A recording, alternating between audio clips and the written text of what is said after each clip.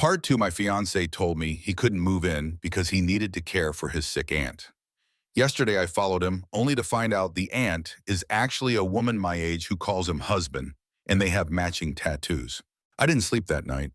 I laid in bed staring at the ceiling, going over every little moment that suddenly felt like a clue I'd ignored.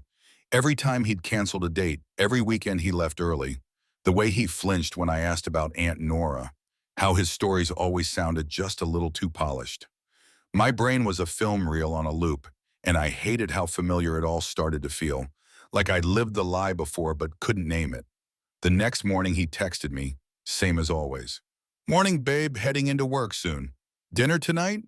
As if the night before hadn't happened, as if he hadn't been kissing another woman on her front porch while I sat in my car across the street trying not to hyperventilate. I replied, "Sure." It wasn't even a conscious decision. I just needed to see him. I needed to look him in the eye and see if I could feel it.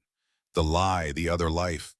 Part of me still wanted to believe I misunderstood something, anything, that maybe husband was an inside joke, maybe she wasn't who I thought she was.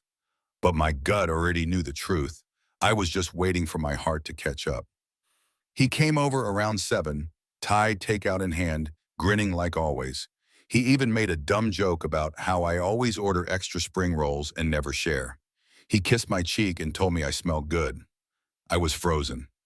I just let it happen and tried to keep my voice even. Halfway through dinner, I asked him, "How's Aunt Nora doing?" He didn't even blink. "Rough night. She kept thinking it was 1994. Thought I was her late husband again." I nodded. "She seems young for someone with that level of confusion." He paused just a second too long. "Yeah, she's just aged really well. Genetics, I guess." I stared at him, wondering how many other lies he had in reserve. How many versions of Nora he kept filed away in his brain. After dinner, while he showered, I opened his overnight bag. My hands were shaking. I didn't know what I expected to find, but I knew I'd never have peace until I looked.